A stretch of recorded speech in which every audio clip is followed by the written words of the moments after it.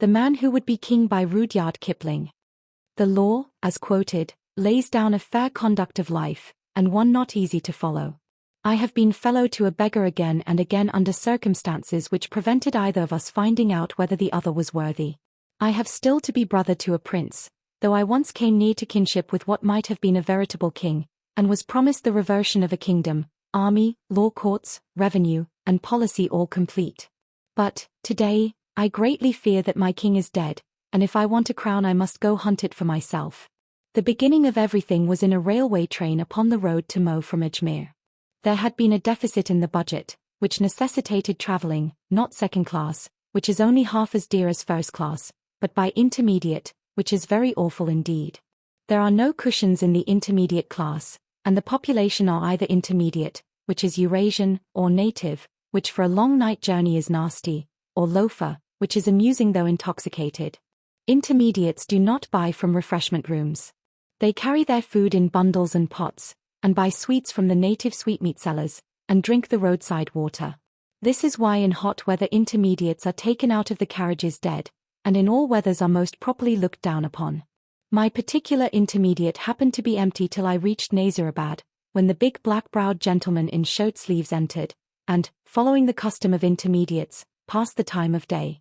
He was a wanderer and a vagabond like myself, but with an educated taste for whiskey. He told tales of things he had seen and done, of out-of-the-way corners of the empire into which he had penetrated, and of adventures in which he risked his life for a few days' food. If India was filled with men like you and me, not knowing more than the crows where they'd get their next day's rations, it isn't 70 millions of revenue the land would be paying, it's 700 millions, said he, and as I looked at his mouth and chin I was disposed to agree with him. We talked politics, the politics of loaferdom that sees things from the underside where the lath and plaster is not smoothed off, and we talked postal arrangements because my friend wanted to send a telegram back from the next station to Ajmer, the turning-off place from the Bombay to the Mo line as you travel westward. My friend had no money beyond 8 annas which he wanted for dinner, and I had no money at all, owing to the hitch in the budget before mentioned. Further, I was going into a wilderness where, though I should resume touch with the Treasury, there were no telegraph offices. I was, therefore, unable to help him in any way. We might threaten a station master, and make him send a wire on tick, said my friend, but that'd mean inquiries for you and for me, and I've got my hands full these days. Did you say you were travelling back along this line within any days? Within 10, I said. Can't you make it 8, said he. Mine is rather urgent business. I can send your telegrams within 10 days if that will serve you, I said. I couldn't trust the wire to fetch him, now I think of it. It's this way. He leaves Delhi on the 23rd for Bombay. That means he'll be running through Ajmer about the night of the 23rd. But I'm going into the Indian desert, I explained. Well and good, said he. You'll be changing at Marwar Junction to get into Jodhpur territory, you must do that, and he'll be coming through Marwar Junction in the early morning of the 24th by the Bombay mail. Can you be at Marwar Junction on that time? Tea won't be inconveniencing you, because I know that there's precious few pickings to be got out of these central India states, even though you pretend to be correspondent of the backwoodsman. Have you ever tried that trick? I asked. Again and again, but the residents find you out, and then you get escorted to the border before you've time to get your knife into them. But about my friend here. I must give him a word of mouth to tell him what's come to me, or else he won't know where to go. I would take it more than kind of you if you was to come out of central India in time to catch him at Marwar Junction, and say to him, he has gone south for the week. He'll know what that means. He's a big man with a red beard, and a great swell he is. You'll find him sleeping like a gentleman with all his luggage round him in a second-class apartment. But don't you be afraid. Slip down the window and say, he has gone south for the week, and he'll tumble. It's only cutting your time of stay in those parts by 2 days.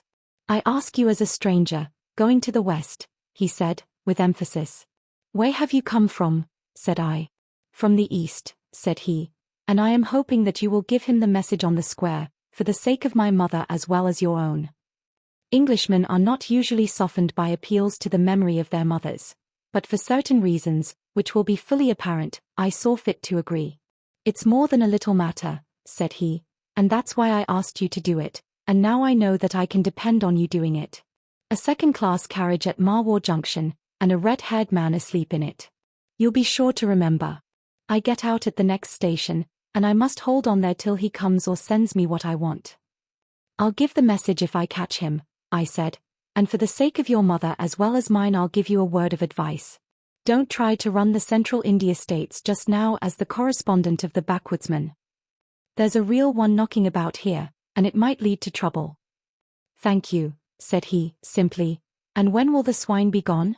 I can't starve because he's ruining my work. I wanted to get hold of the Digamba Raja down here about his father's widow, and give him a jump. What did he do to his father's widow, then?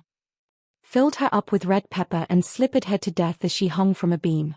I found that out myself, and I'm the only man that would dare going into the state to get hush money for it. They'll try to poison me, same as they did in Kortumna when I went on the loot there. But you'll give the man at Marwar Junction my message. He got out at a little roadside station, and I reflected. I had heard, more than once, of men personating correspondents of newspapers and bleeding small native states with threats of exposure, but I had never met any of the caste before. They lead a hard life, and generally die with great suddenness. The native states have a wholesome horror of English newspapers, which may throw light on their peculiar methods of government, and do their best to choke correspondents with champagne, or drive them out of their mind with four-in-hand barouches. They do not understand that nobody cares a straw for the internal administration of native states so long as oppression and crime are kept within decent limits, and the ruler is not drugged, drunk, or diseased from one end of the year to the other. They are the dark places of the earth, full of unimaginable cruelty, touching the railway and the telegraph on one side, and, on the other, the days of Horun or Raskid. When I left the train I did business with divers kings, and in 8 days passed through many changes of life. Sometimes I wore dress clothes and consorted with princes and politicals, drinking from crystal and eating from silver. Sometimes I lay out upon the ground and devoured what I could get, from a plate made of leaves, and drank the running water, and slept under the same rug as my servant. It was all in the day's work.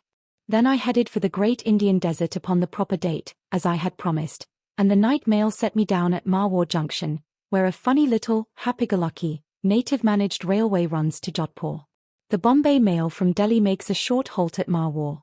She arrived just as I got in, and I had just time to hurry to her platform and go down the carriages. There was only one second class on the train.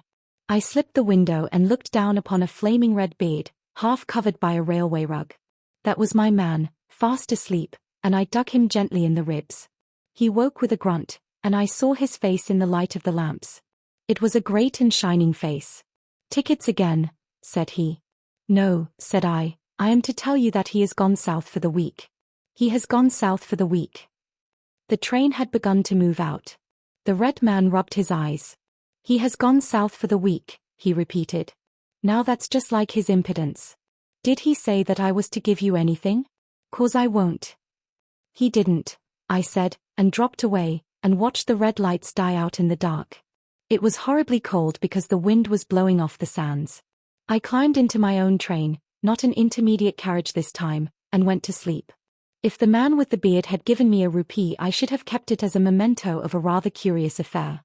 But the consciousness of having done my duty was my only reward.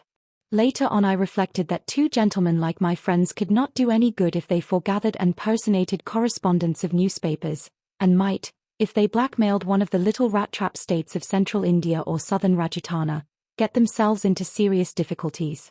I therefore took some trouble to describe them as accurately as I could remember to people who would be interested in deporting them, and succeeded, so I was later informed, in having them headed back from the Digamba borders. Then I became respectable, and returned to an office where there were no kings and no incidents outside the daily manufacture of a newspaper. A newspaper office seems to attract every conceivable sort of person, to the prejudice of discipline. Zenana mission ladies arrive, and beg that the editor will instantly abandon all his duties to describe a Christian prize-giving in a back slum of a perfectly inaccessible village. Colonels who have been overpassed for command sit down and sketch the outline of a series of 10, 12, or 24 leading articles on seniority versus selection.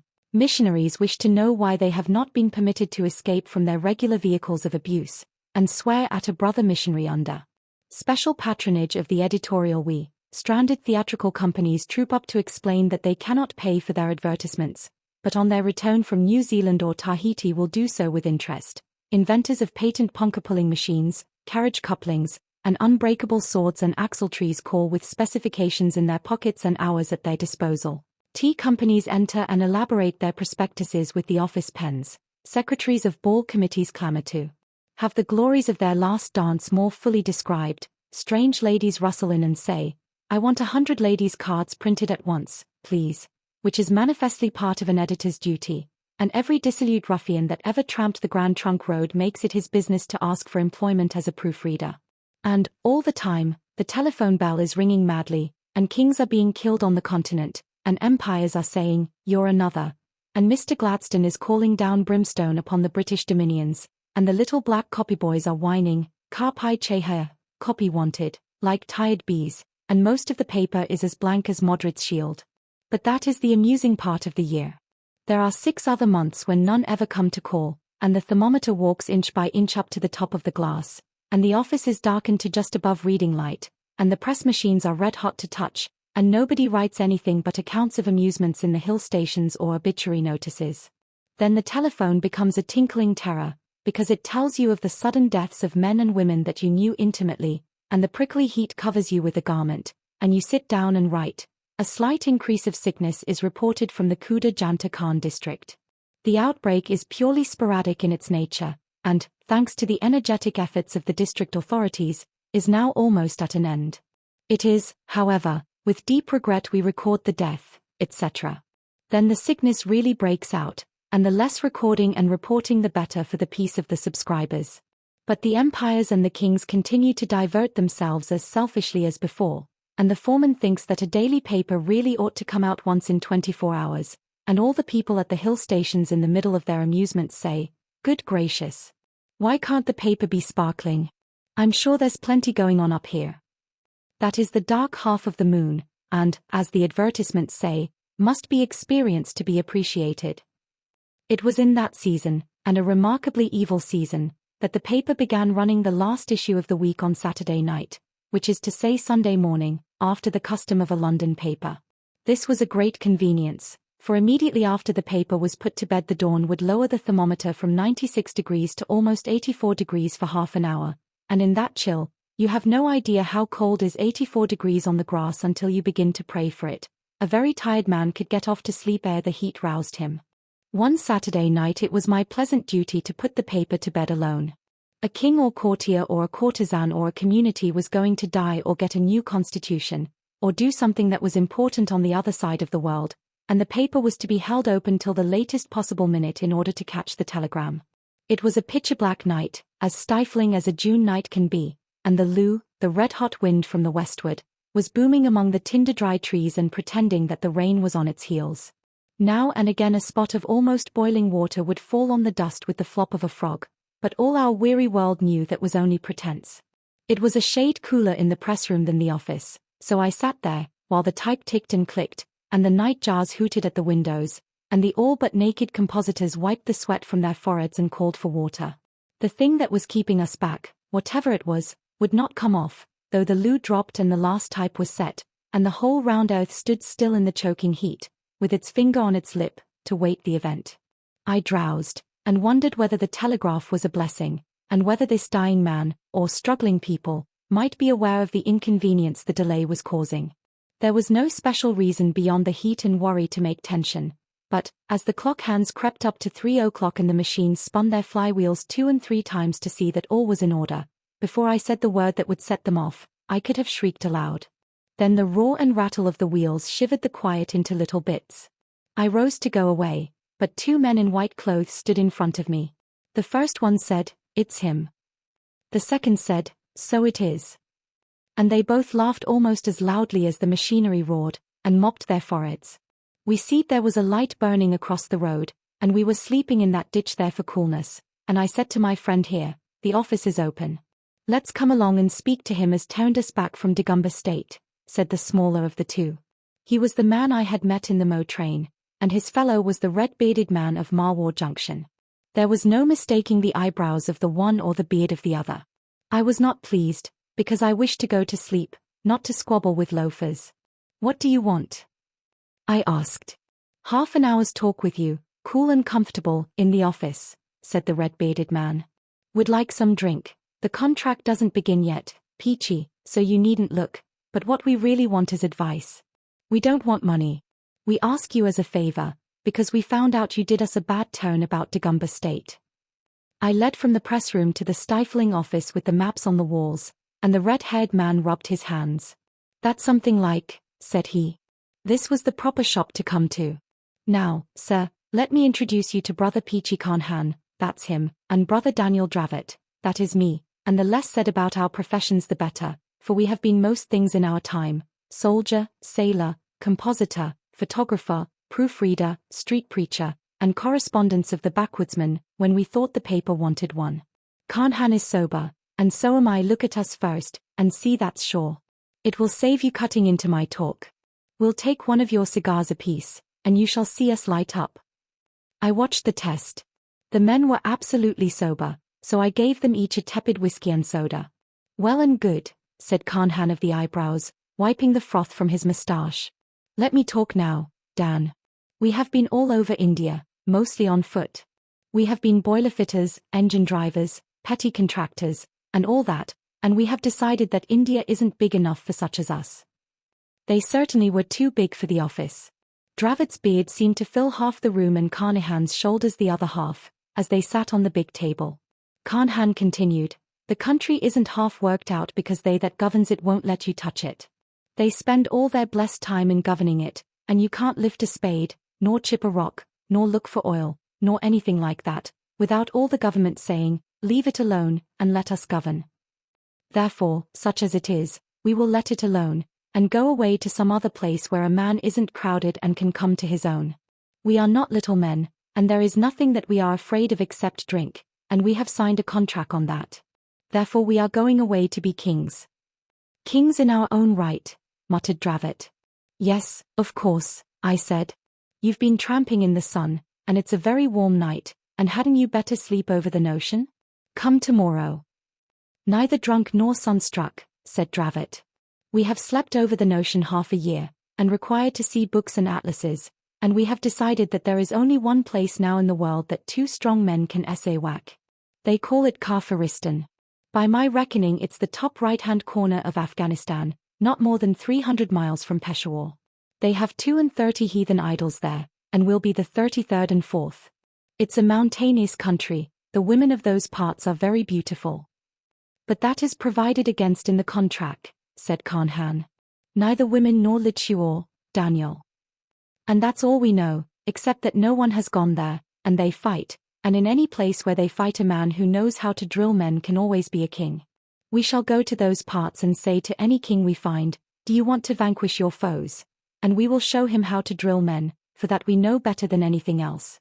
Then we will subvert that king and seize his throne and establish a dynasty."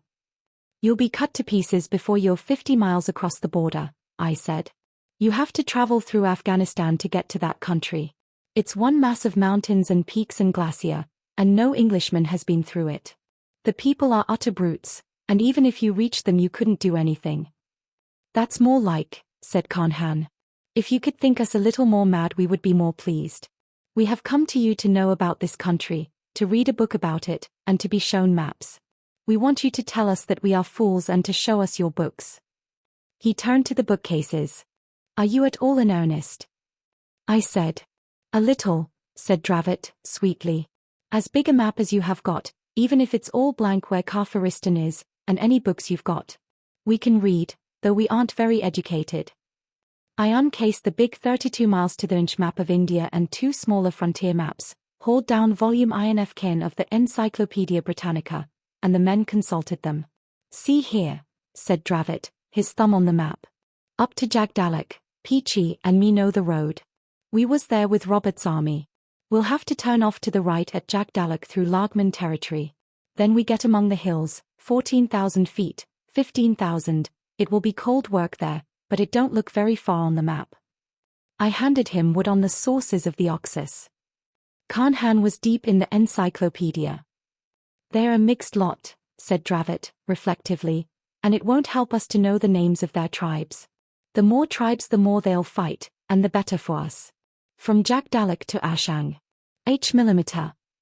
But all the information about the country is as sketchy and inaccurate as can be, I protested. No one knows anything about it really. Here's the file of the United Services Institute. Read what Bellew says. Blow Bellew, said Carnehan. Dan, they're a stinking lot of heathens, but this book here says they think they're related to us English.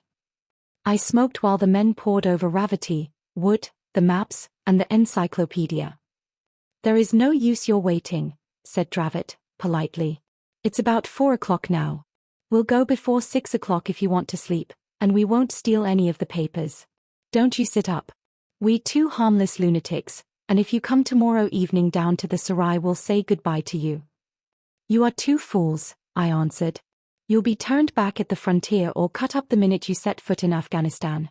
Do you want any money or a recommendation down country? I can help you to the chance of work next week. Next week we shall be hard at work ourselves, thank you, said Dravot. It isn't so easy being a king as it looks. When we've got our kingdom in going order we'll let you know, and you can come up and help us govern it.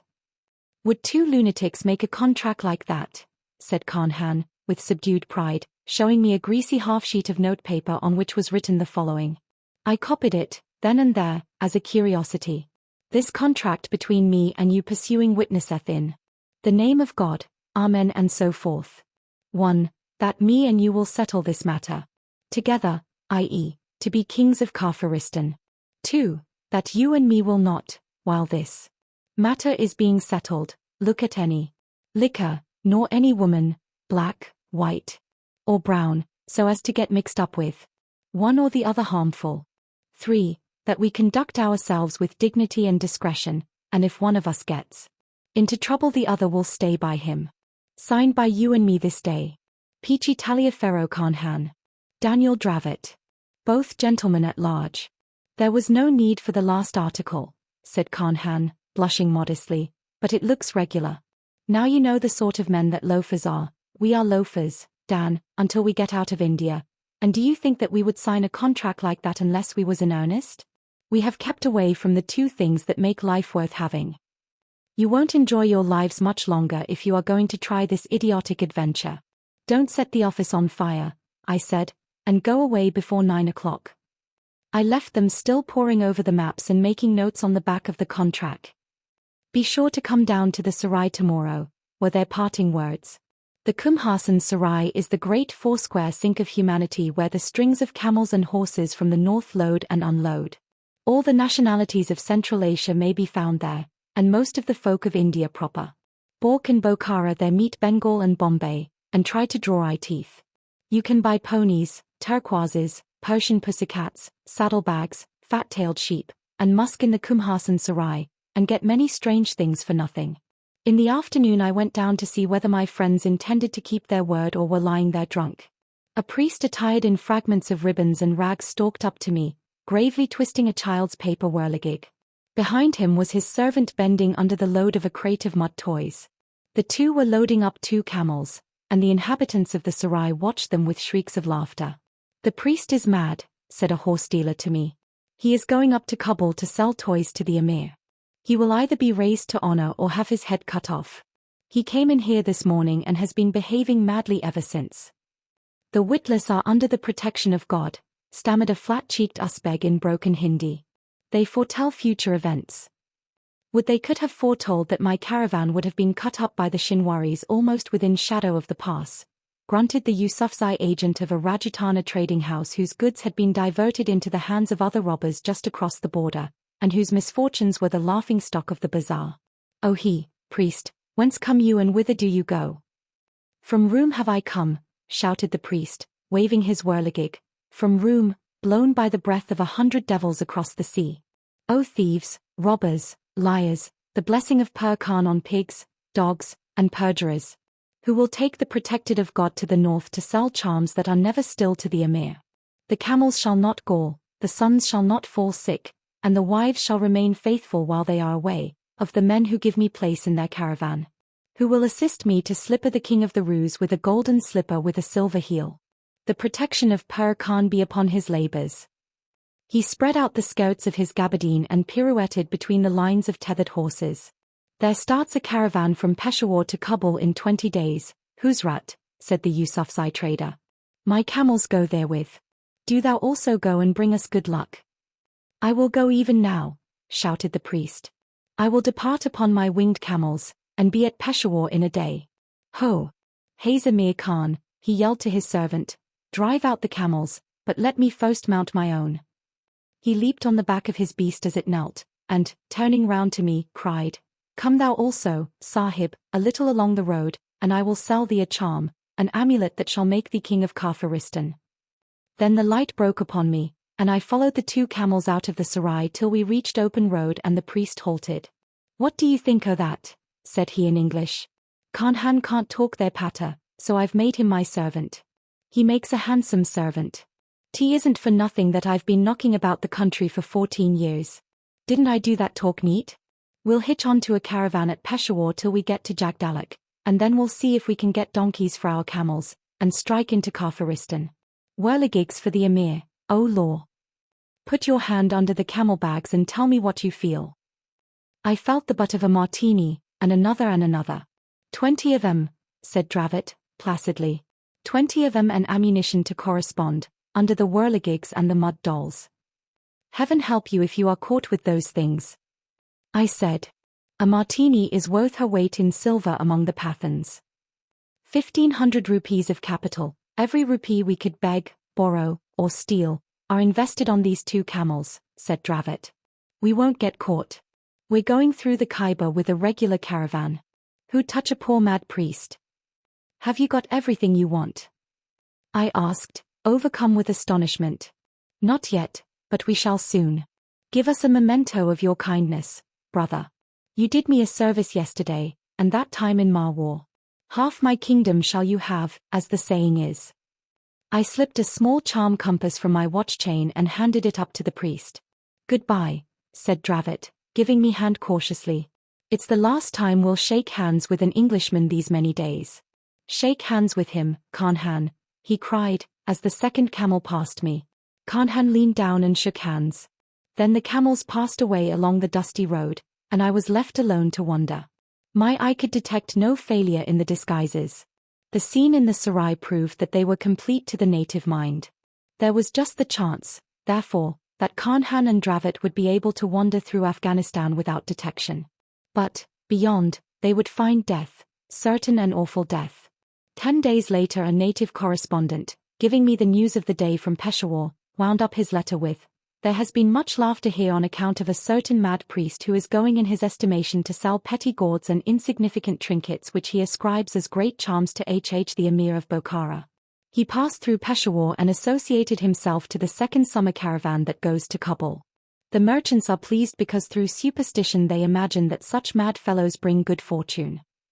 The 2, then, were beyond the border. I would have prayed for them, but that night a real king died in Europe, and demanded an obituary notice. The wheel of the world swings through the same phases again and again. Summer passed and winter thereafter, and came and passed again. The daily paper continued and I with it, and upon the 3rd summer there fell a hot night, a night issue, and a strained waiting for something to be telegraphed from the other side of the world, exactly as had happened before. A few great men had died in the past 2 years, the machines worked with more clatter, and some of the trees in the office garden were a few feet taller. But that was all the difference. I passed over to the press room, and went through just such a scene as I have already described. The nervous tension was stronger than it had been 2 years before, and I felt the heat more acutely. At 3 o'clock I cried, "Print off," and turned to go, when there crept to my chair what was left of a man. He was bent into a circle, his head was sunk between his shoulders, and he moved his feet one over the other like a bear. I could hardly see whether he walked or crawled, this rag-wrapped, whining cripple who addressed me by name, crying that he was come back. "Can you give me a drink?" he whimpered. "For the Lord's sake, give me a drink." I went back to the office, the man following with groans of pain, and I turned up the lamp. "Don't you know me?" he gasped, dropping into a chair, and he turned his drawn face, surmounted by a shock of grey hair, to the light. I looked at him intently. Once before had I seen eyebrows that met over the nose in an inch-broad black band, but for the life of me I could not tell where. "I don't know you," I said, handing him the whiskey. "What can I do for you?" He took a gulp of the spirit raw, and shivered in spite of the suffocating heat. I've come back, he repeated, and I was the king of Kafiristan, me and Dravot, crowned kings we was. In this office we settled it, you sitting there and giving us the books. I am Peachey Carnehan, and you've been sitting here ever since, oh Lord. I was more than a little astonished, and expressed my feelings accordingly. It's true, said Carnehan, with a dry cackle, nursing his feet, which were wrapped in rags, true as gospel. Kings we were, with crowns upon our heads, me and Dravot. Poor Dan, oh, poor Dan, that would never take advice, not though I begged of him. Take the whiskey, I said, and take your own time. Tell me all you can recollect of everything from beginning to end. You got across the border on your camels, Dravot dressed as a mad priest and you his servant. Do you remember that? I ain't mad, yet, but I shall be that way soon. Of course I remember. Keep looking at me, or maybe my words will go all to pieces. Keep looking at me in my eyes and don't say anything. I leaned forward and looked into his face as steadily as I could. He dropped one hand upon the table and I grasped it by the wrist. It was twisted like a bird's claw, and upon the back was a ragged, red, diamond-shaped scar. No, don't look there. Look at me, said Carnehan. That comes afterward, but for the Lord's sake don't distract me. We left with that caravan, me and Dravot playing all sorts of antics to amuse the people we were with. Dravot used to make us laugh in the evenings when all the people was cooking their dinners, and, what did they do then? They lit little fires with sparks that went into Dravot's beard, and we all laughed, fit to die. Little red fires they was, going into Dravot's big red beard, so funny. His eyes left mine and he smiled foolishly. You went as far as Jagdalak with that caravan, I said, at a venture, after you had lit those fires. To Jagdalak, where you turned off to try to get into Kafiristan. No, we didn't, neither. What are you talking about? We turned off before Jagdalak, because we heard the roads was good. But they wasn't good enough for our 2 camels, mine and Dravot's. When we left the caravan, Dravot took off all his clothes and mine too, and said we would be heathen, because the Kafirs didn't allow Mohammedans to talk to them. So we dressed betwixt and between, and such a sight as Daniel Dravot I never saw yet nor expect to see again. He burned half his beard, and slung a sheepskin over his shoulder, and shaved his head into patterns. He shaved mine too, and made me wear outrageous things to look like a heathen. That was in a most mountainous country, and our camels couldn't go along any more because of the mountains. They were tall and black, and coming home I saw them fight like wild goats. There are lots of goats in Kafiristan. And these mountains, they never keep still, no more than the goats. Always fighting they are, and don't let you sleep at night. Take some more whiskey, I said, very slowly. What did you and Daniel Dravot do when the camels could go no farther because of the rough roads that led into Kafiristan? What did which do? There was a party called Peachey Carnehan that was with Dravot. Shall I tell you about him? He died out there in the cold. Slap from the bridge fell old Peachey, turning and twisting in the air like a penny whirligig that you can sell to the emir. No, they was 2 for 3 halfpence, those whirligigs, or I am much mistaken and woeful sore. And then these camels were no use, and Peachey said to Dravot, for the Lord's sake let's get out of this before our heads are chopped off, and with that they killed the camels all among the mountains, not having anything in particular to eat, but first they took off the boxes with the guns and the ammunition, till 2 men came along driving 4 mules. Dravot up and dances in front of them, singing, "Sell me 4 mules." Says the first man, "If you are rich enough to buy, you are rich enough to rob." But before ever he could put his hand to his knife, Dravot breaks his neck over his knee, and the other party runs away. So Carnehan loaded the mules with the rifles that was taken off the camels, and together we starts forward into those bitter cold mountainous parts, and never a road broader than the back of your hand. He paused for a moment, while I asked him if he could remember the nature of the country through which he had journeyed. I am telling you as straight as I can, but my head isn't as good as it might be. They drove nails through it to make me hear better how Dravot died. The country was mountainous and the mules were most contrary, and the inhabitants was dispersed and solitary. They went up, and down, and that other party, Carnehan, was imploring of Dravot not to sing and whistle so loud, for fear of bringing down the tremendous avalanches. But Dravot says that if a king couldn't sing it wasn't worth being king, and whacked the mules over the rump, and never took no heed for 10 cold days. We came to a big level valley all among the mountains, and the mules were near dead, so we killed them, not having anything in special for them or us to eat. We sat upon the boxes, and played odd and even with the cartridges that was jolted out. Then 10 men with bows and arrows ran down that valley, chasing 20 men with bows and arrows, and the row was tremendous. They was fair men, fairer than you or me, with yellow hair and remarkable well built. Says Dravot, unpacking the guns, this is the beginning of the business. We'll fight for the 10 men, and with that he fires 2 rifles at the 20 men, and drops one of them at 200 yards from the rock where he was sitting. The other men began to run, but Carnehan and Dravot sits on the boxes picking them off at all ranges, up and down the valley. Then we goes up to the 10 men that had run across the snow too, and they fires a footy little arrow at us. Dravot he shoots above their heads, and they all falls down flat. Then he walks over them and kicks them, and then he lifts them up and shakes hands all round to make them friendly like. He calls them and gives them the boxes to carry, and waves his hand for all the world as though he was king already. They takes the boxes and him across the valley and up the hill into a pine wood on the top, where there was half a dozen big stone idols.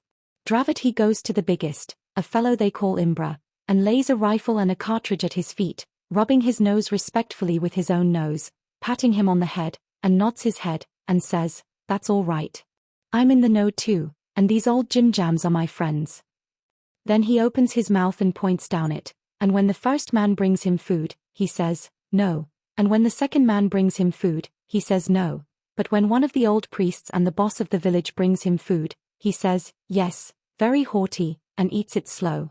That was how we came to our first village without any trouble, just as though we had tumbled from the skies. But we tumbled from one of those damned rope bridges, you see, and you couldn't expect a man to laugh much after that. "Take some more whiskey and go on," I said. "That was the first village you came into. How did you get to be king?" "I wasn't king," said Carnehan. "Dravot he was the king, and a handsome man he looked with the gold crown on his head and all. Him and the other party stayed in that village, and every morning Dravot sat by the side of old Imbra, and the people came and worshipped. That was Dravot's order. Then a lot of men came into the valley, and Carnehan Dravot picks them off with the rifles before they knew where they was, and runs down into the valley and up again the other side, and finds another village, same as the first one, and the people all falls down flat on their faces, and Dravot says, 'Now what is the trouble between you 2 villages?' And the people points to a woman, as fair as you or me, that was carried off, and Dravot takes her back to the first village and counts up the dead, 8 there was. For each dead man Dravot pours a little milk on the ground and waves his arms like a whirligig, and that's all right, says he.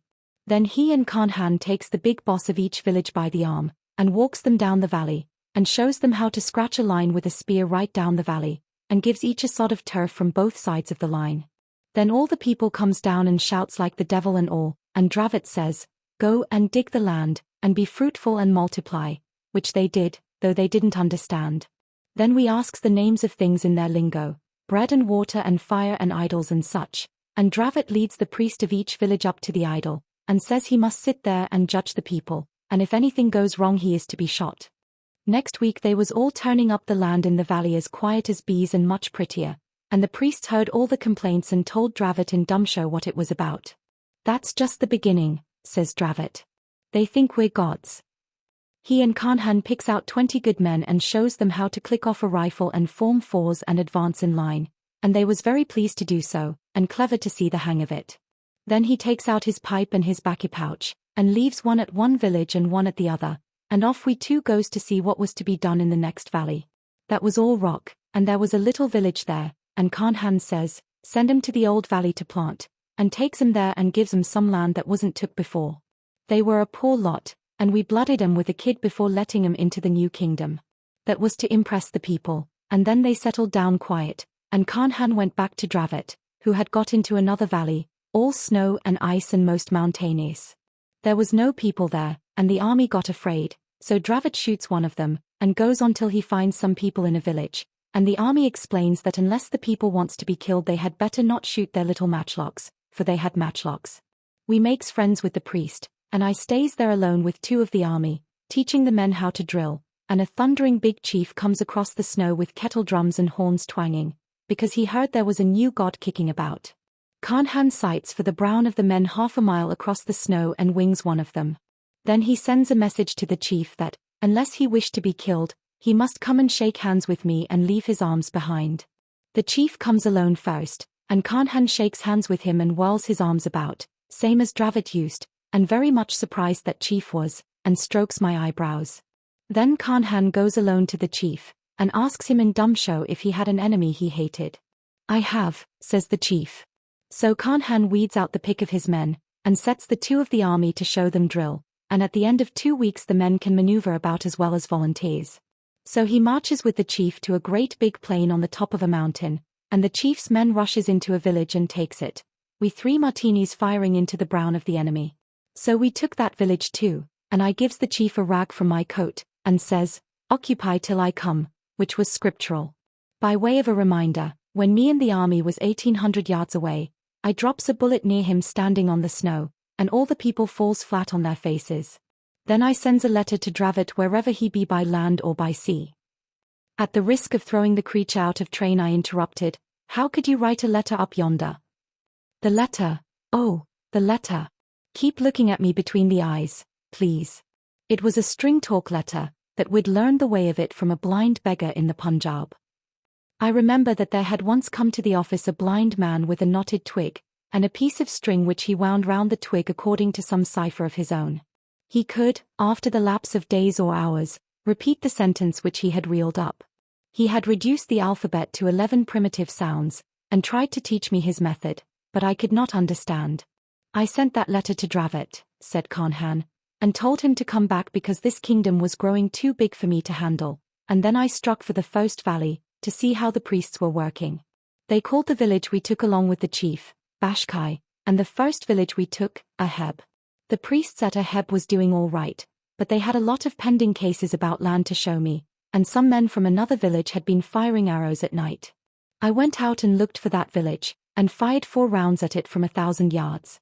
That used all the cartridges I cared to spend, and I waited for Dravot, who had been away 2 or 3 months, and I kept my people quiet. One morning I heard the devil's own noise of drums and horns, and Dan Dravot marches down the hill with his army and a tail of hundreds of men, and, which was the most amazing, a great gold crown on his head. My God, Carnehan, says Daniel, this is a tremendous business, and we've got the whole country as far as it's worth having. I am the son of Alexander by Queen Semiramis, and you're my younger brother and a god too. It's the biggest thing we've ever seen. I've been marching and fighting for 6 weeks with the army, and every footy little village for 50 miles has come in rejoiceful, and more than that, I've got the key of the whole show, as you'll see, and I've got a crown for you. I told 'em to make 2 of 'em at a place called Shoe, where the gold lies in the rock like suet in mutton. Gold I've seen, and turquoise I've kicked out of the cliffs, and there's garnets in the sands of the river, and here's a chunk of amber that a man brought me. Call up all the priests and, here, take your crown. One of the men opens a black hair bag, and I slips the crown on. It was too small and too heavy, but I wore it for the glory. Hammered gold it was, 5 pounds weight, like a hoop of a barrel. Peachey, says Dravot, we don't want to fight no more. The craft's the trick, so help me. And he brings forward that same chief that I left at Bashkai, Billy Fish we called him afterward, because he was so like Billy Fish that drove the big tank engine at Mac on the Bolan in the old days. Shake hands with him, says Dravot, and I shook hands and nearly dropped, for Billy Fish gave me the grip. I said nothing, but tried him with the fellow craft grip. He answers all right, and I tried the master's grip, but that was a slip. A fellow craft he is. I says to Dan, does he know the word? He does, says Dan, and all the priests know. It's a miracle. The chiefs and the priests can work a fellow craft lodge in a way that's very like ours, and they've cut the marks on the rocks, but they don't know the 3rd degree, and they've come to find out. It's God's truth. I've known these long years that the Afghans knew up to the fellow craft degree, but this is a miracle.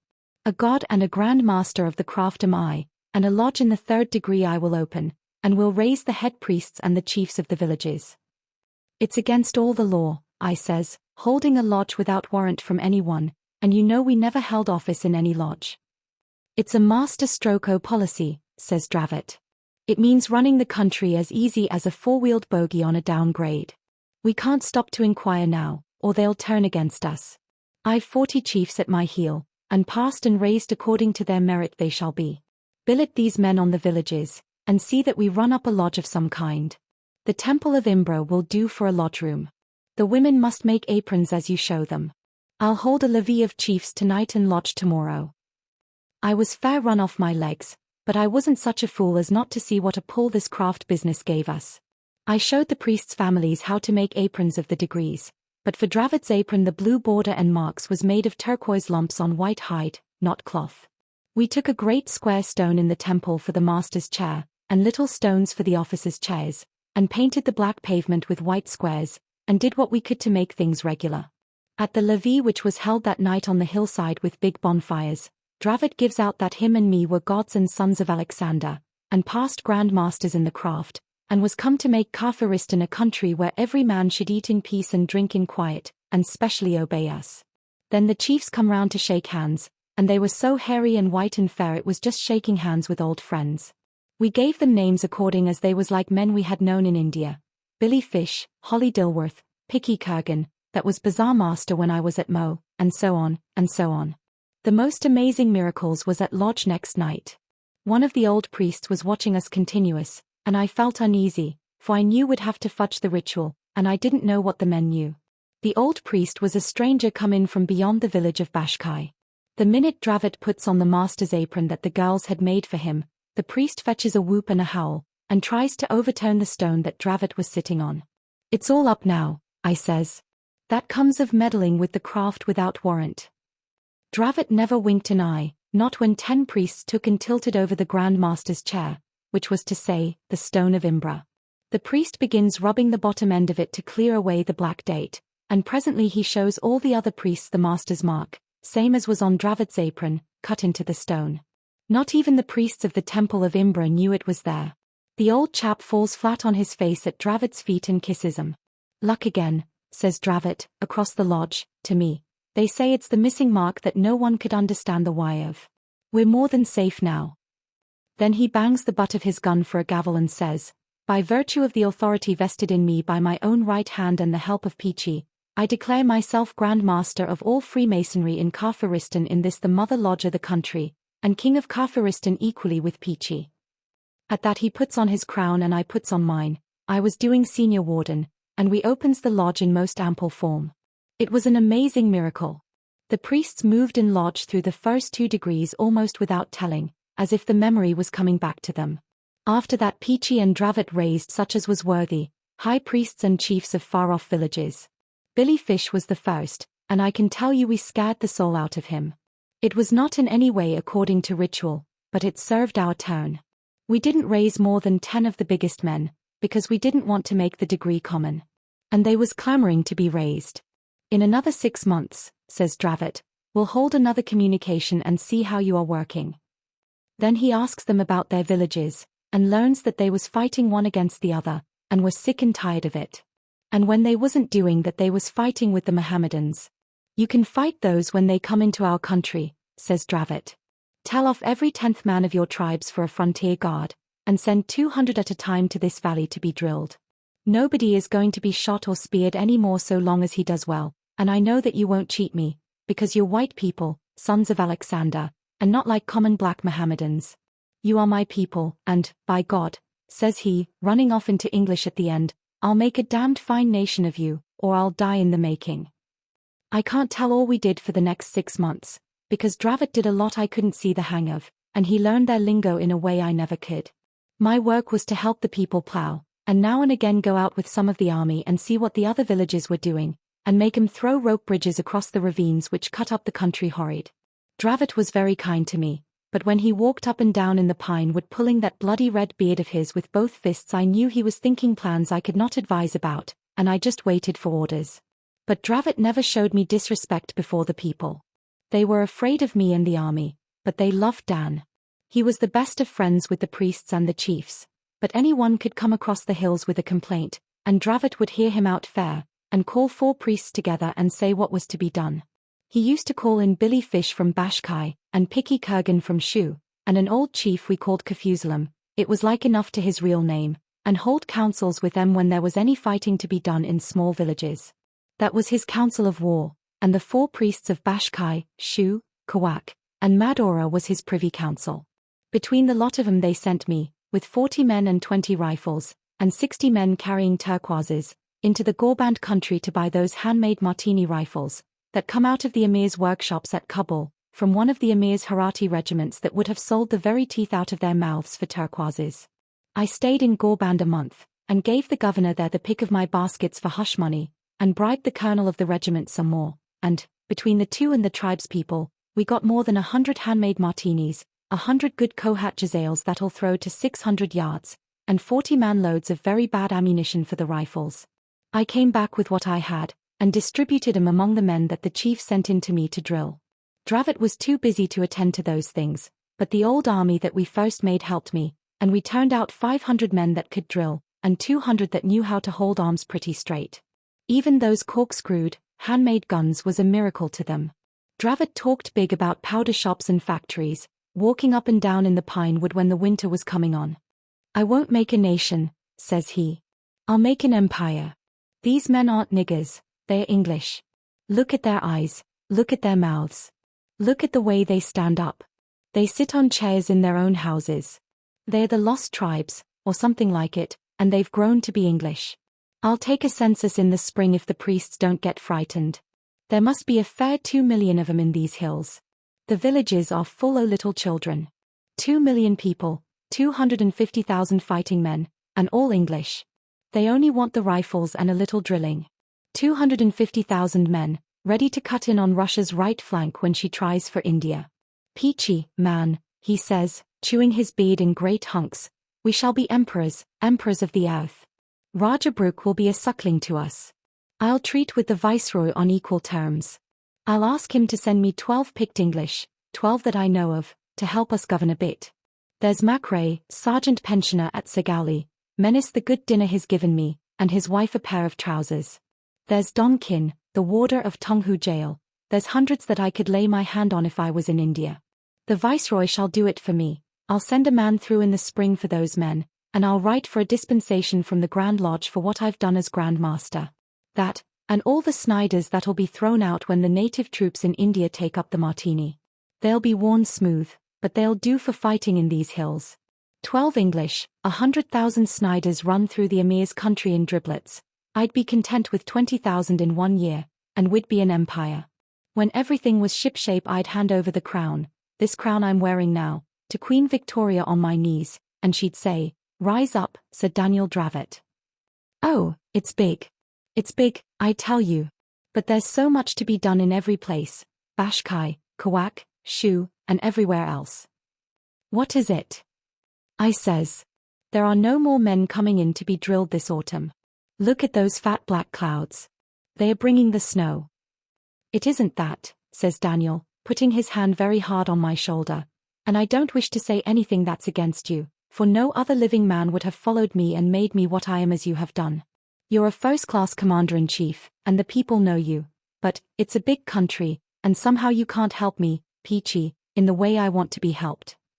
Go to your blasted priests, then. I said, and I was sorry when I made that remark, but it did hurt me sore to find Daniel talking so superior, when I'd drilled all the men and done all he told me. Don't let's quarrel, Peachey, says Daniel, without cursing. You're a king too, and the half of this kingdom is yours. But can't you see, Peachey, we want cleverer men than us now, 3 or 4 of 'em, that we can scatter about for our deputies. It's a hugest great state, and I can't always tell the right thing to do, and I haven't time for all I want to do, and here's the winter coming on and all. He put half his beard into his mouth, all red like the gold of his crown. I'm sorry, Daniel, says I, I've done all I could. I've drilled the men and shown the people how to stack their oats better, and I've brought in those tinware rifles from Gorband, but I know what you're driving at. I take it kings always feel oppressed that way. There's another thing too, says Dravot, walking up and down. The winter's coming, and these people won't be giving much trouble, and if they do we can't move about. I want a wife. For God's sake leave the women alone. I says. We've both got all the work we can, though I am a fool. Remember the contract, and keep clear o' women. The contract only lasted till such time as we was kings, and kings we have been these months past, says Dravot, weighing his crown in his hand. You go get a wife too, Peachey, A nice, strap-in, plump girl that'll keep you warm in the winter. They're prettier than English girls, and we can take the pick of 'em. Boil 'em once or twice in hot water, and they'll come out like chicken and ham. Don't tempt me, I says. I will not have any dealings with a woman, not till we are a damn sight more settled than we are now. I've been doing the work of 2 men, and you've been doing the work of 3. Let's lie off a bit, and see if we can get some better tobacco from Afghan country and run in some good liquor, and no women. Who's talking o' women, says Dravot. I said wife, a queen to breed a king's son for the king. A queen out of the strongest tribe, that'll make them your blood brothers, and that'll lie by your side and tell you all the people thinks about you and their own affairs. That's what I want. Do you remember that Bengali woman I kept at Moghul Sarai when I was a plate layer? Says I, a fat lot o' good she was to me. She taught me the lingo and 1 or 2 other things, but what happened? She ran away with the station master's servant and half my month's pay. Then she turned up at Dadu Junction in tow of a half-caste, and had the impudence to say I was her husband, all among the drivers in the running shed too. We've done with that, says Dravot. These women are whiter than you or me, and a queen I will have for the winter months. For the last time o' asking, Dan, do not, I says. It'll only bring us harm. The Bible says that kings ain't to waste their strength on women, especially when they've got a new raw kingdom to work over. For the last time of answering, I will, said Dravot, and he went away through the pine trees looking like a big red devil, the sun being on his crown and beard and all. But getting a wife was not as easy as Dan thought. He put it before the council, and there was no answer till Billy Fish said that he'd better ask the girls. Dravot damned them all round. What's wrong with me? He shouts, standing by the idle Imbra. Am I a dog, or am I not enough of a man for your wenches? Haven't I put the shadow of my hand over this country? Who stopped the last Afghan raid? It was me really, but Dravot was too angry to remember. Who bought your guns? Who repaired the bridges? Who's the Grand Master of the sign cut in the stone? Says he, and he thumped his hand on the block that he used to sit on in lodge, and at council, which open like lodge always. Billy Fish said nothing, and no more did the others. Keep your hair on, Dan, said I, and ask the girls. That's how it's done at home, and these people are quite English. The marriage of the king is a matter of state, says Dan, in a white-hot rage, for he could feel, I hope, that he was going against his better mind. He walked out of the council room, and the others sat still, looking at the ground. Billy Fish, says I to the chief of Bashkai, what's the difficulty here? A straight answer to a true friend. You know, says Billy Fish. How should a man tell you who knows everything? How can daughters of men marry gods or devils? It's not proper. I remembered something like that in the Bible. But, if after seeing us as long as they had, they still believed we were gods, it wasn't for me to undeceive them. A god can do anything, says I. If the king is fond of a girl he'll not let her die. She'll have to, said Billy Fish. There are all sorts of gods and devils in these mountains, and now and again a girl marries one of them and isn't seen any more. Besides, you two know the mark cut in the stone. Only the gods know that.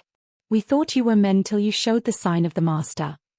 I wished then that we had explained about the loss of the genuine secrets of a master mason at the first go-off, but I said nothing.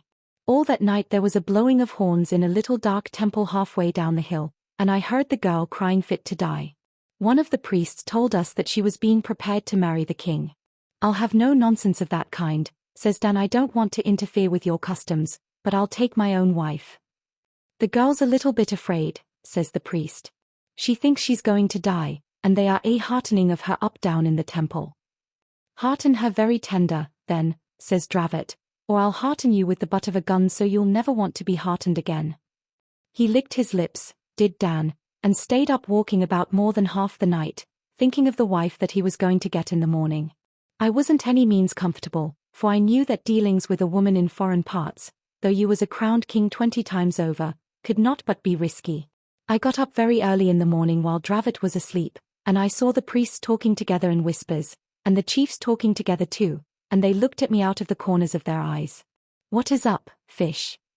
I say to the Bashkai man, who was wrapped up in his furs and looking splendid to behold. I can't rightly say, says he, but if you can make the king drop all this nonsense about marriage, you'll be doing him and me and yourself a great service. That I do believe, says I. But sure, you know, Billy, as well as me, having fought against and for us, that the king and me are nothing more than two of the finest men that God Almighty ever made. Nothing more, I do assure you. That may be, says Billy Fish, and yet I should be sorry if it was. He sinks his head upon his great fur cloak for a minute and thinks. King, says he, be you man or god or devil, I'll stick by you today. I have 20 of my men with me, and they will follow me. We'll go to Bashkai until the storm blows over. A little snow had fallen in the night, and everything was white except the greasy fat clouds that blew down and down from the north. Dravot came out with his crown on his head, swinging his arms and stamping his feet, and looking more pleased than Punch. For the last time, drop it, Dan, says I, in a whisper. Billy Fish here says that there will be a row. A row among my people, says Dravot. Not much. Peachey, you're a fool not to get a wife too. Where's the girl? Says he, with a voice as loud as the braying of a jackass. Call up all the chiefs and priests, and let the emperor see if his wife suits him. There was no need to call anyone. They were all there leaning on their guns and spears round the clearing in the center of the pine wood. A lot of priests went down to the little temple to bring up the girl, and the horns blew fit to wake the dead. Billy Fish saunters round and gets as close to Daniel as he could, and behind him stood his 20 men with matchlocks, not a man of them under 6 feet. I was next to Dravot, and behind me was 20 men of the regular army. Up comes the girl, and a strapping wench she was, covered with silver and turquoises, but white as death, and looking back every minute at the priests. She'll do, said Dan, looking her over. What's to be afraid of, lass? Come and kiss me. He puts his arm round her. She shuts her eyes, gives a bit of a squeak, and down goes her face in the side of Dan's flaming red beard. The slut's bitten me, says he, clapping his hand to his neck, and, sure enough, his hand was red with blood. Billy Fish and 2 of his matchlock men catches hold of Dan by the shoulders and drags him into the Bashkai lot, while the priests howls in their lingo, neither god nor devil, but a man. I was all taken aback, for a priest cut at me in front, and the army behind began firing into the Bashkai men. God Almighty, says Dan, what is the meaning of this? Come back. Come away, says Billy Fish. Ruin and mutiny is the matter. We'll break for Bashkai if we can. I tried to give some sort of orders to my men, the men of the regular army, but it was no use, so I fired into the brown of 'em with an English martini and drilled 3 beggars in a line. The valley was full of shouting, howling creatures, and every soul was shrieking, not a god nor a devil, but only a man. The Bashkai troops stuck to Billy Fish all they were worth, but their matchlocks wasn't half as good as the Cobble breechloaders, and 4 of them dropped. Dan was bellowing like a bull, for he was very wrathy, and Billy Fish had a hard job to prevent him running out at the crowd. We can't stand, says Billy Fish. Make a run for it down the valley. The whole place is against us. The matchlock men ran, and we went down the valley in spite of Dravot. He was swearing horrible and crying out that he was a king. The priests rolled great stones on us, and the regular army fired hard, and there wasn't more than 6 men, not counting Dan, Billy Fish, and me, that came down to the bottom of the valley alive. Then they stopped firing, and the horns in the temple blew again. Come away, for God's sake come away, says Billy Fish. They'll send runners out to all the villages before ever we get to Bashkai. I can protect you there, but I can't do anything now. My own notion is that Dan began to go mad in his head from that hour. He stared up and down like a stuck pig. Then he was all for walking back alone and killing the priests with his bare hands, which he could have done. An emperor am I, says Daniel, and next year I shall be a knight of the Queen. All right, Dan, says I, but come along now while there's time. It's your fault, says he, for not looking after your army better. There was mutiny in the midst, and you didn't know, you damned engine-driving, plate-laying, missionaries pass-hunting hound. He sat upon a rock and called me every foul name he could lay tongue to. I was too heartsick to care, though it was all his foolishness that brought the smash. I'm sorry, Dan, says I, but there's no accounting for natives. This business is our 57. Maybe we'll make something out of it yet, when we've got to Bashkai. Let's get to Bashkai, then, says Dan, and, by God, when I come back here again I'll sweep the valley so there isn't a bug in a blanket left. We walked all that day, and all that night Dan was stumping up and down on the snow, chewing his beard and muttering to himself. There's no hope o' getting clear, said Billy Fish. The priests have sent runners to the villages to say that you are only men. Why didn't you stick on as gods till things was more settled? I'm a dead man, says Billy Fish, and he throws himself down on the snow and begins to pray to his gods. Next morning we was in a cruel bad country, all up and down, no level ground at all, and no food, either. The 6 Bashkai men looked at Billy Fish hungry way as if they wanted to ask something, but they never said a word. At noon we came to the top of a flat mountain all covered with snow, and when we climbed up into it, behold, there was an army in position waiting in the middle. The runners have been very quick, says Billy Fish, with a little bit of a laugh. They are waiting for us. 3 or 4 men began to fire from the enemy's side, and a chance shot took Daniel in the calf of the leg. That brought him to his senses. He looks across the snow at the army, and sees the rifles that we had brought into the country. We're done for, says he. They are Englishmen, these people, and it's my blasted nonsense that has brought you to this. Get back, Billy Fish, and take your men away. You've done what you could, and now cut for it. Carnehan, says he, shake hands with me and go along with Billy. Maybe they won't kill you. I'll go and meet 'em alone. It's me that did it. Me, the king. Go, says I, go to hell, Dan. I'm with you here. Billy Fish, you clear out, and we too will meet those folk. I'm a chief, says Billy Fish, quite quiet. I stay with you. My men can go. The Bashkai fellows didn't wait for a second word, but ran off, and Dan and me and Billy Fish walked across to where the drums were drumming and the horns were horning. It was cold, awful cold. I've got that cold in the back of my head now. There's a lump of it there. The punka coolies had gone to sleep. 2 kerosene lamps were blazing in the office, and the perspiration poured down my face and splashed on the blotter as I leaned forward. Carnehan was shivering, and I feared that his mind might go.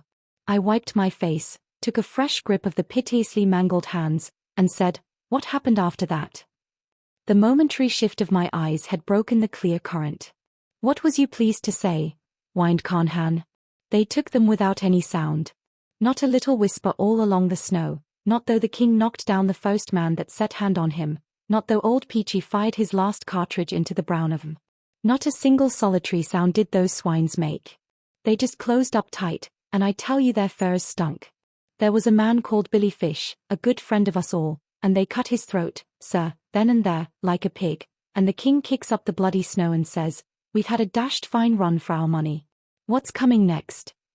But Peachey Taliaferro, I tell you, sir, in confidences betwixt 2 friends, he lost his head, sir. No, he didn't, neither. The king lost his head, so he did, all along one of those cunning rope bridges. Kindly let me have the paper cutter, sir. It tilted this way. They marched him a mile across that snow to a rope bridge over a ravine with a river at the bottom. You may have seen such. They prodded him behind like an ox. 'Damn your eyes,' says the king. 'Do you suppose I can't die like a gentleman?' He turns to Peachey that was crying like a child. 'I've brought you to this, Peachey,' says he. 'Brought you out of your happy life to be killed in Kafiristan, where you was late commander-in-chief of the emperor's forces. Say you forgive me, Peachey.' 'I do,' says Peachey. 'Fully and freely do I forgive you, Dan.' 'Shake hands, Peachey,' says he. 'I'm going now.' Out he goes, looking neither right nor left, and when he was plumb in the middle of those dizzy dancing ropes, 'Cut you beggars,' he shouts, and they cut, and old Dan fell, turning round and round and round, 20,000 miles, for he took half an hour to fall till he struck the water, and I could see his body caught on a rock with the gold crown close beside. But do you know what they did to Peachey between 2 pine trees? They crucified him, sir, as Peachey's hand will show. They used wooden pegs for his hands and feet, but he didn't die. He hung there and screamed, and they took him down next day, and said it was a miracle that he wasn't dead. They took him down, poor old Peachey that hadn't done them any harm, that hadn't done them any. He rocked to and fro and wept bitterly, wiping his eyes with the back of his scarred hands and moaning like a child for some 10 minutes. They was cruel enough to feed him up in the temple, because they said he was more of a god than old Daniel that was a man. Then they turned him out on the snow, and told him to go home, and Peachey came home in about a year, begging along the roads quite safe, for Daniel Dravot he walked before and said, 'Come along, Peachey. It's a big thing we're doing.' The mountains they danced at night, and the mountains they tried to fall on Peachey's head, but Dan he held up his hand, and Peachey came along bent double. He never let go of Dan's hand, and he never let go of Dan's head. They gave it to him as a present in the temple, to remind him not to come again, and though the crown was pure gold and Peachey was starving, never would Peachey sell the same. You know Dravot, sir. You knew right worshipful brother Dravot. Look at him now. He fumbled in the mass of rags round his bent waist, brought out a black horsehair bag embroidered with silver thread, and shook therefrom onto my table, the dried, withered head of Daniel Dravot. The morning sun, that had long been paling the lamps, struck the red beard and blind sunken eyes, struck, too, a heavy circlet of gold studded with raw turquoises, that Carnehan placed tenderly on the battered temples. You be old now, said Carnehan, the emperor in his habit as he lived, the king of Kafiristan with his crown upon his head. Poor old Daniel that was a monarch once. I shuddered, for, in spite of defacements manifold, I recognized the head of the man of Marwar Junction. Carnehan rose to go. I attempted to stop him. He was not fit to walk abroad. Let me take away the whiskey, and give me a little money, he gasped. I was a king once. I'll go to the deputy commissioner and ask to set in the poorhouse till I get my health. No, thank you, I can't wait till you get a carriage for me. I've urgent private affairs, in the south, at Marwar. He shambled out of the office and departed in the direction of the deputy commissioner's house. That day at noon I had occasion to go down the blinding hot mall, and I saw a crooked man crawling along the white dust of the roadside, his hat in his hand, quavering dolorously after the fashion of street singers at home. There was not a soul in sight, and he was out of all possible earshot of the houses. And he sang through his nose, turning his head from right to left. The Son of Man goes forth to war. A golden crown to gain. His blood-red banner streams afar. Who follows in his train? I waited to hear no more, but put the poor wretch into my carriage and drove him off to the nearest missionary for eventual transfer to the asylum. He repeated the hymn twice while he was with me, whom he did not in the least recognize, and I left him singing it to the missionary. 2 days later I inquired after his welfare of the superintendent of the asylum. He was admitted suffering from sunstroke. He died early yesterday morning, said the superintendent. Is it true that he was half an hour bareheaded in the sun at midday? Yes, said I, but do you happen to know if he had anything upon him by any chance when he died? Not to my knowledge, said the superintendent. And there the matter rests. Dear listener, we close the pages on another tale, a journey through words, imagination, and emotion. Here at the Falls Audiobook, where stories flow like a river's current, carrying you to distant worlds and uncharted depths, we thank you for joining us. As always, we invite you to linger a little longer. Subscribe to our channel to discover more stories waiting to be heard, each a cascade of voices, ideas, and artistry. And remember, every great story begins with a single word. Perhaps the next one will begin with you. Until our voices meet again, may your days be filled with quiet moments, rich pages, and the soothing sound of a story well told. This is the Falls Audiobook, signing off.